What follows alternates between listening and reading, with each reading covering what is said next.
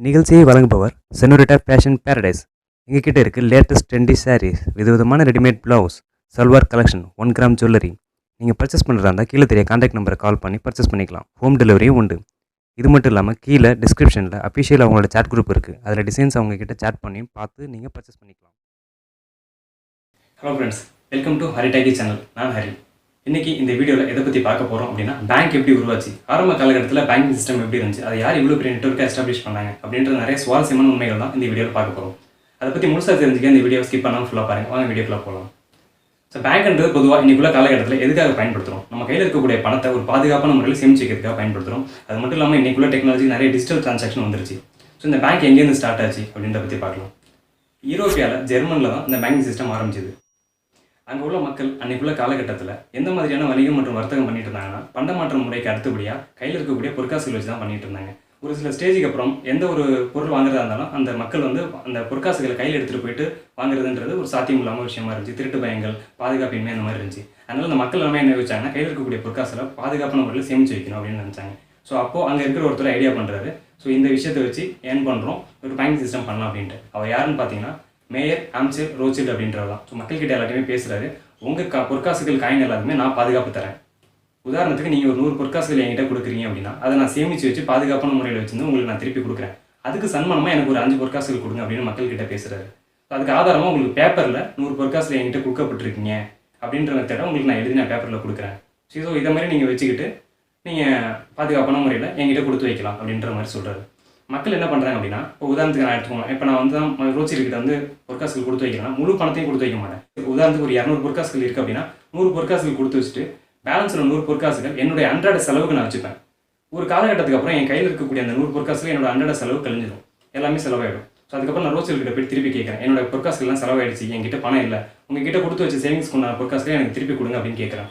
அப்போ ரோச்சில் சொல்கிறாரு, நான் என்கிட்ட இருக்கின்றது எழுதி கொடுத்த அத்தாச்சே ஒரு பேப்பர் இருக்கு இல்லையா, அந்த பேப்பரை வச்சு கடையில் போய்ட்டு உங்களுக்கு வேணுன்ற பொருளை வாங்கிக்கோங்க, அது ஒரு ஆதாரம். அந்த பேப்பரை என்கிட்ட யார் கொண்டு வந்து சேர்க்குறாங்களோ அவங்ககிட்ட நான் பொற்காசு கொடுத்துறேன் அப்படிங்கிறாங்க. மக்கள் எல்லாருமே படிப்படியாக சரி இந்த மாதிரி பொற்காசுகளை ரோச்சில்கிட்ட தான் இருக்குது, நம்ம கடையில் கொடுத்து படிப்படியாக பொருள் வாங்கி நம்ம தேவையை நிவர்த்தி பண்ணிக்கலாம் அப்படின்னு சொல்கிறாங்க. ஸோ இந்த மெத்தடில் தான் பொற்காசுகள்லேருந்து கரன்சி மெத்தட் வந்துச்சு. இதுதான் யூரோப்பியன் பேங்கிங் சிஸ்டம் கொண்டு வந்தாங்க. இதை தான் ஃபியூச்சரில் டாலராகவும் வந்துச்சு. ஸோ இந்த மெத்தட் மூலிமா பார்த்தீங்கன்னா இந்தியா மட்டும் இல்லை, வேர்ல்டில் உள்ள எந்த கண்ட்ரியாக இருந்தாலுமே சரி, எப்படி கரன்சி நோட் பேஸ் பண்ணி அடிக்கிறாங்கன்னா தன் நாட்டில் இருக்கக்கூடிய தங்கத்துக்கு நிகரான கரன்சி தான் அடிப்பாங்க. இந்த ஃபார்முலாவும் பார்த்தீங்கன்னா இந்த யூரோப்பியன் பேங்கிங் சிஸ்டம்லேருந்து தான் வந்துச்சு. ஸோ இந்த தொழில் தான் ஆரம்ப காலகட்டத்தில் பேங்கா அப்படின்ற பேரில் இருந்துச்சு. ஸோ இதுதான் ஃபியூச்சரில் பேங்க் அப்படின்ற விஷயமும் வந்துச்சு. இந்த தொழிலை தன்னுடைய 5 பிள்ளைக்குமே கற்றுக் கொடுக்குறாரு. 5 ஆண் பிள்ளைகள் பிறந்திருக்காரு ரோச்சில்ட் அவருக்கு, கற்றுக் கொடுக்குறாங்க.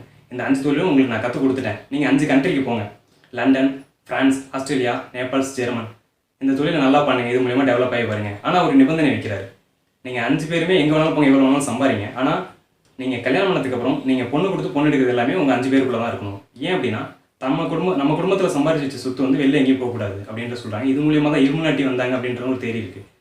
இலுமினாட்டி அப்படின்ற விஷயம் பார்த்தீங்கன்னா என்ன அப்படின்னு அர்த்தம்னா, சிம்பிளாக சொல்கிறேன், ஒரு பிரமிட் லோகோவில் ஒரு கண் இருக்கும். ஸோ அந்த கண்ணோட அர்த்தம் என்ன அப்படின்னா, உங்களை நான் வாட்ச் பண்ணிட்டு இருக்கேன், நம்ம இன்னைக்கு அன்றாட விஷயம் பயன்படுத்துறது எல்லாமே இலுமினாட்டி, அவங்களுக்கு பின்னால் அவங்க தான் நம்ம ஆட்டி வைக்கிற மாதிரின்ற ஒரு விஷயம் இருக்குது. ஸோ நமக்கு பேக்ரவுண்டில் இலுமினாட்டின்ற விஷயம் இருக்குது.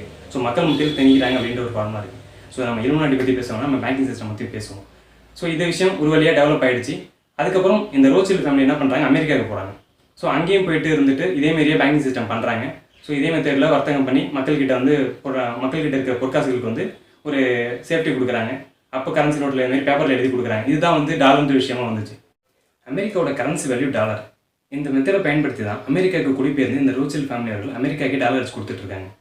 அமெரிக்கா என்னதான் வல்லரசு நாடாக இருந்தாலுமே அவங்களுக்கு உண்டான டாலரை அவங்க ஓனாவே அடிக்கிறது கிடையாது. யார் அடிச்சு கொடுத்துருந்தாங்கன்னா, நான் சொன்ன இந்த ரோச்சில்ட் ஆரம்ப காலகட்டத்தில் என்ன பேர் அப்படின்னு பார்த்தீங்கன்னா சென்ட்ரல் பேங்க் அப்படின்ற பேரில் இருந்துச்சு. இந்த பேங்கிங் சிஸ்டம் அவங்க டெவலப் பண்ணி வச்சது. ஃபியூச்சரில் அதுதான் இப்போ டெவலப் பண்ணி ஃபெடரல் பேங்க் ஆஃப் நியூயார்க் அப்படின்ற பேரில் வச்சிருக்காங்க. சரி, இதுக்கும் நம்ம இந்தியன் பேங்கிங் சிஸ்டம்க்குமே ஒரு சர்வீஸ் இருக்குது. என்னென்னு பார்த்தீங்கன்னா, இந்த சென்ட்ரல் பேங்க்குக்கு கீழே தான் ஒரு சில குறிப்பிட்ட பேங்கிங் எல்லாமே இருக்குது. இன்டர்நெட்டில் போய்ட்டு ப்ரௌஸ் பண்ணி பாருங்கள், ஏஷியன் கிளியர் யூனியன் அப்படின்னு போட்டிங்கன்னா ஒரு சில பேங்க்ஸ் எல்லாமே வரும். ஸோ அந்த பேங்க்குள்ள தான் உங்களுக்கு அது ரிசர்வ் பேங்க் ஆஃப் இந்தியாவே ஒன்று. அது மட்டும் இல்லாமல் ஸ்டேட் பேங்க் ஆஃப் இந்தியாவிலே இந்த ரோச்சில்டோட ஷேர்ஸ் அதிகமாக இன்வெஸ்ட் பண்ணப்பட்டிருக்கு. ஸோ இவ்வளோ தூரம் நம்ம பேங்கிங் சிஸ்டம் எப்படி எஸ்டாப்ளிஷ் ஆச்சு அப்படின்றத பற்றி பார்த்துருக்கோம். ஸோ இதுக்கும் இப்போ நம்ம இந்தியாவில் பயன்படுத்திட்டு இருக்கோம் இல்லையா, ஸோ இந்த ரிசர்வ் பேங்க் ஆஃப் இந்தியா, நம்ம சுற்றி இருக்கக்கூடிய பேங்க், இதுக்கும் என்ன சம்மந்தம்னு பார்த்தீங்கன்னா, இந்த விஷயம் எப்போ 17ஆம் நூற்றாண்டில் ஆரம்பிச்சதோ அதே 17ஆம் நூற்றாண்டில் இந்தியாவுக்குள்ள வர்த்தகத்துக்காக உள்ள வந்தவங்க தான் யூரோப்பியன். ஸோ அவங்க மூலியமாக தான் யூரோப்பியன் பேங்கிங் சிஸ்டம் இந்தியாவில் வந்துச்சு. இந்தியாவில் ஃபர்ஸ்ட் பேங்க் எப்போ வந்துச்சு அப்படின்னு பார்த்தீங்கன்னா 1779 வருஷம் இந்துஸ்தான் பேங்க் அப்படின்ற பேர் அலெக்சாண்டர் அண்ட் கம்பெனி அவர்களால். ஸோ அதுக்கப்புறம் அதையே கொஞ்சம் எஸ்டாப்ளிஷ் பண்ணி 1786 வருஷம் பார்த்தீங்கன்னா சென்ட்ரல் பேங்க் ஆஃப் இந்தியா ஒரு சில திருத்தங்கள் மாற்றி வச்சாங்க. சென்ட்ரல் பேங்க் ஆஃப் இந்தியா அப்படின்ற பேரில் அது கிட்டத்தட்ட கொஞ்சம் ஃபெயிலியர் ஆச்சு அப்படின்ற மாதிரி கூட சொல்லலாம். ஸோ அதுக்கப்புறம் 1806 வருஷம் தான் பேங்க் ஆஃப் கல்கட்டா அப்படின்ற மெத்தட் வருது. ஸோ அது நல்லபடியாக பேஸ் பண்ணி போயிட்டு இருக்கு.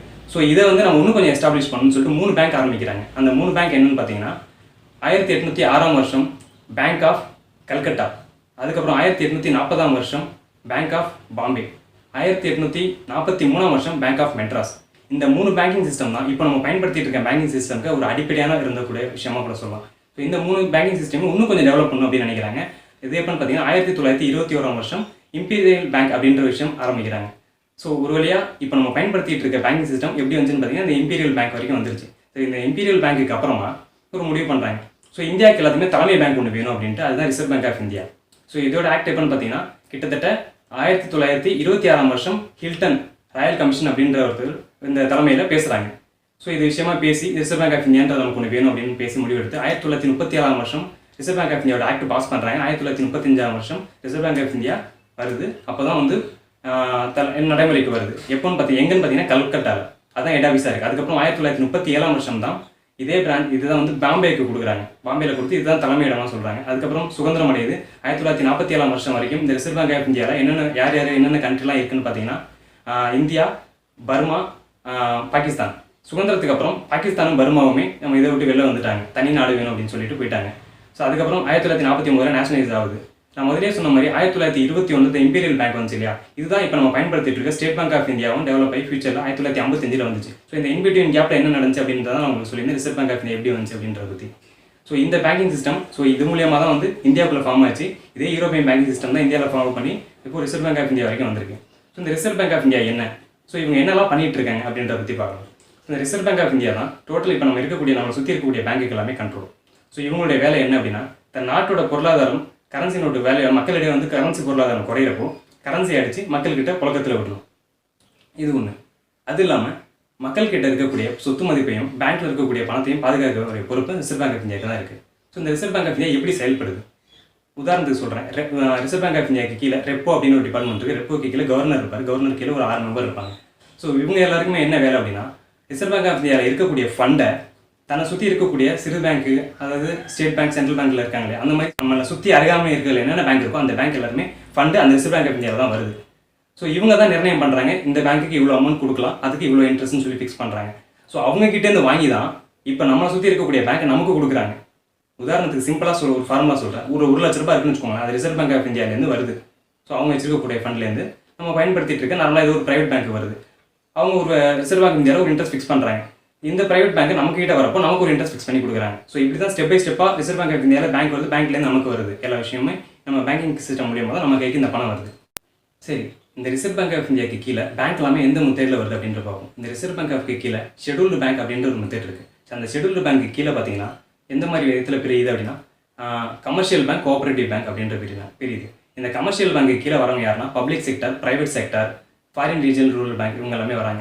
இவங்கெல்லாம் யாருன்னு பார்த்தீங்கன்னா இந்த கமர்ஷியல் பேங்க் கீழே வரும்னு சொன்னாலே பப்ளிக் செக்டர் அப்படின்றது கவர்மெண்டைஸ்டு பேங்க், நேஷனலைஸ்டு பேங்க் இதெல்லாமே வந்துடும். SBI அப்புறம் வந்து IOP பேங்க்ஸ் எல்லாமே வந்துடும். பிரைவேட்ன்றது நம்ம தனியார் நிறுவனம் பேங்க்லாம் இருக்குல்ல அதெல்லாமே வந்துடும். ஃபாரின் ரீஜனல் பேங்க் அப்படின்னா ஃபாரின்லேருந்து இங்கே வந்து பேங்க் நடத்திட்டு இருக்காங்க, அவங்க எல்லாமே இந்த பேங்க்கில் வந்துடுவாங்க. ரீஜனல் ரூரல் பேங்க் அப்படின்றவங்க வந்து பார்த்தீங்கன்னா கிராம வங்கிகள் அப்படின்ற வந்துடும், அது கையில் வந்துடுவாங்க.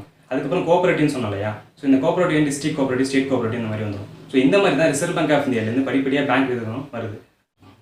பொதுவாக பேங்க்கில் இப்போ நம்ம ஒரு லோன் வாங்குறோம் இல்லையா, அந்த லோன்லாம் எப்படி வருதுன்னு பார்த்தீங்களா, ரிசர்வ் பேங்க் ஆஃப் இந்தியா முதலே சொன்ன மாதிரி ஒரு அமௌண்ட் ஒரு இன்ட்ரெஸ்ட் ஃபிக்ஸ் பண்ணுவாங்க, அது ஒரு பேங்க்குக்கு வரும், அந்த பேங்க் மூலியமாக நமக்கு வருது. ஸோ இந்த மெத்தட் பேஸ் பண்ணி தான் ரிசர்வ் பேங்க் ஆஃப் இந்தியாவிலேருந்து ஃபண்டு பேங்க் வந்து நம்மகிட்ட வந்து அடையுது. இந்த வீடியோவில் பேங்க்கை பற்றி நிறைய சுவாரஸ்யமான உண்மைகள்லாம் பார்த்தோம். இது போல் மேலும் பயனுள்ள தகவல் தெரிஞ்சுக்க ஹரிடெக் சேனலை சப்ஸ்கிரைப் பண்ணிக்கோங்க. இந்த வீடியோ பிடிச்சிருந்தா லைக் பண்ணுங்கள், இந்த வீடியோவை நிறைய பேருக்கு ஷேர் பண்ணுங்கள். மேலும் இது போல் பயனுள்ள தகவல் தெரிஞ்சுக்க ஹரிடெக் சேனலை பாருங்கள்.